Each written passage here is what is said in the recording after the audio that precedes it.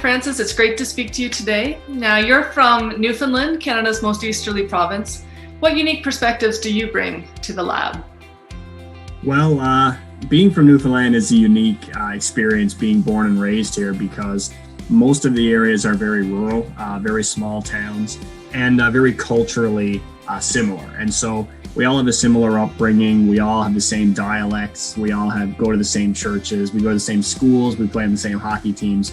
And so the unique perspective that I bring is being from a place where I understand the importance of a tight-knit community and the importance of youth in maintaining that sort of bond.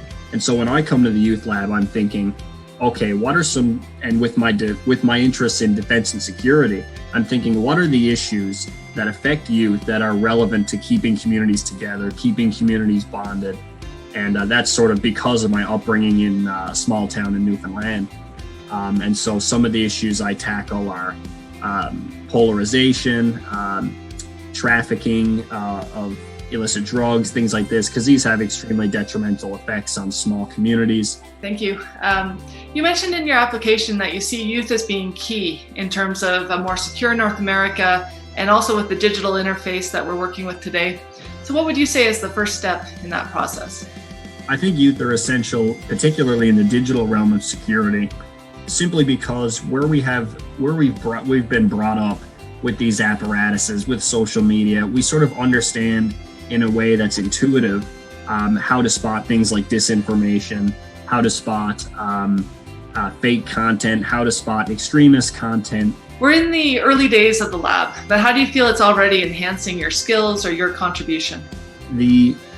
Automatically, just the sessions with the youth lab, talking to guests from embassies, talking to guests from both governments, talking to activists from both countries.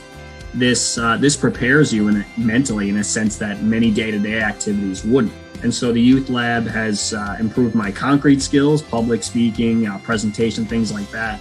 But it has also got me to think a little bit differently about concrete problems versus conceptual problems, and how the Canadian perspective and the Mexican perspective can differ in some respects, but also can come together to create substantive policy change. Those are the main things that I want to come out of the lab, some significant change, as well as just the benefit of keeping these networks of ambitious young people in my back pocket, because like as I said, they'll be great friends, and I'm sure we'll help each other advance going forward. Oh, it's fantastic. Thank you so much, and thank you for taking the time on your birthday. Happy birthday.